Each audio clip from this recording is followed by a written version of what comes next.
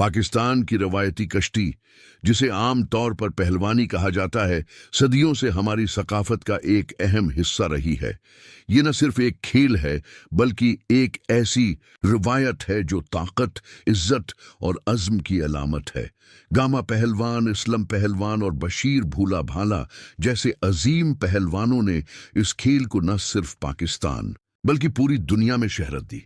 ताहम आज ये खेल जवाल का शिकार है और उसकी एक हालिया मिसाल रस्तुम पाकिस्तान के सेमी फाइनल मुकाबले में आसिफ पहलवान मोची के साथ मबीना नाइंसाफी है। इस वाकये ने न सिर्फ एक पहलवान के करियर को मुतासिर किया, बल्कि पाकिस्तानी कश्ती की साख को भी धचका लगाया है।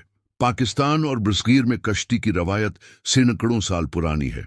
गामा पहलवान 1860 को रस्तुम जमान का खिताब मिला, जिन्होंने 1910 में जब्सकू को हिराकर आलमी चैंपियनशिप हासिल की। इसी तरह इसलम पहलवान ने 1958 के कॉमनवेल्थ गेम्स में तलाई तमगा जीता। ये पहलवान न सिर्फ अपनी ताकत बल्कि अपनी इज्जत और अखलाकियात के लिए भी जाने जाते थे। बदकिस्मती से आज ये खेल माली वसाइल की कमी, जदीद खेलों के गलबे और इदारा जाती नाकामियों की वजह से जवाल पजीर है।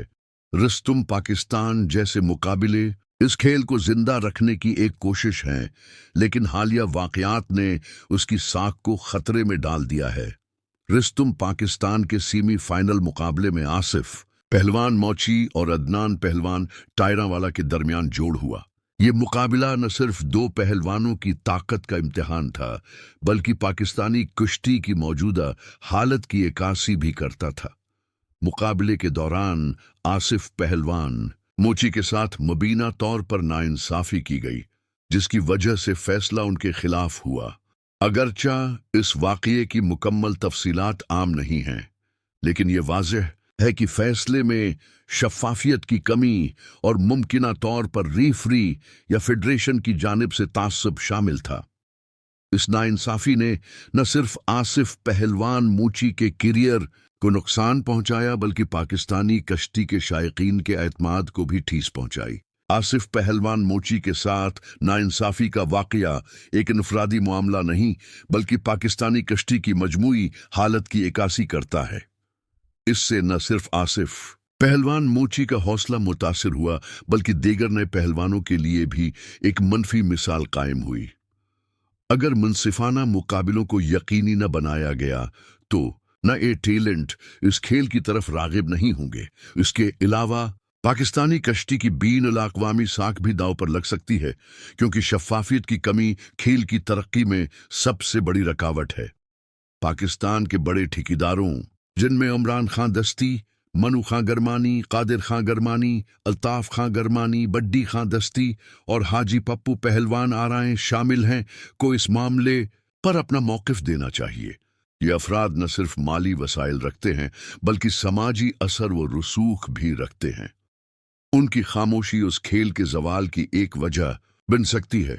वो न सिर्फ आसिफ मोची के साथ नाइंसाफी के खिलाफ आवाज उठा सकते हैं, बल्कि पहलवानी की तरक्की के लिए माली और समाजी ताउन भी फराहम कर सकते हैं। इसी तरह दीगर पहलवानों को भी उस मामले पर अपनी राय का इजहार करना चाहिए, ताकि एक मुत्तहदा आवाज बन सके। पाकिस्तान रेसलिंग फेडरेशन इस खेल की तरक्की और इंतजाम उनकी जिम्मेदार है, लेकिन हालिया वाक़ात से जाहिर होता है कि उसकी पॉलिसियों में शफ़ाफियत की कमी है। फेडरेशन को चाहिए कि वो मुकाबलों के इनेकाद में पेशा वराना मयारात को यकीनी बनाए और नाइंसाफी के वाक़यात की रोकथाम के लिए एक आज़ाद तहकीकाती कमेटी तश्कील दे। उसके अलावा फेडरेशन को खिलाड़ियों के हुकूक के तहफ़्फ़ुज़ के लिए एक वाज़ेह पॉलिसी बनानी चाहिए, ताकि मुस्तक़बल में ऐसी नाइंसाफियों से बचा जा सके। हुकूमत और निजी शाबे से माली वसाइल की फराहमी, ताकि मुकाबलों का मयार बेहतर किया जा सके। देही इलाकों से नए पहलवानों की तलाश और उनकी तरबियत के लिए प्रोग्राम्स का आगाज़। मुकाबलों के फैसलों में शफ़ाफियत को यकीनी बनाने के लिए टेक्नोलॉजी का इस्तेमाल, जैसे video replay system, social media और टेलीविजन के जरिए पहलवानी की तशहीर, ताकि नई नस्ल उसकी तरफ रागिब हो पाए। ठेकेदारों की शमूलियत, बड़े ठेकेदारों से अपील कि वो मुकाबलों की सरपरस्ती करें और माली ताउन फराहम करें। आसिफ पहलवान मूची के साथ नाइंसाफी का वाकया एक तनबिया है कि पाकिस्तानी पहलवानी को बचाने के लिए फौरी इक़दामात की ज़रूरत है। ये वक्त है कि पाकिस्तान रेसलिंग फेडरेशन, बड़े ठेकेदार और दीगर पहलवान मुत्तहद होकर इस खेल के तहफ़्फ़ुज़ के लिए किरदार अदा करें। अगर हमने अब आवाज न उठाई तो ये अजीम रवायत हमेशा के लिए खत्म हो सकती है। आइए हम सब मिलकर उसे दोबारा उस मकाम पर ले जाएं जहां गामा पहलवान और इस्लाम पहलवान ने उसे छोड़ा था।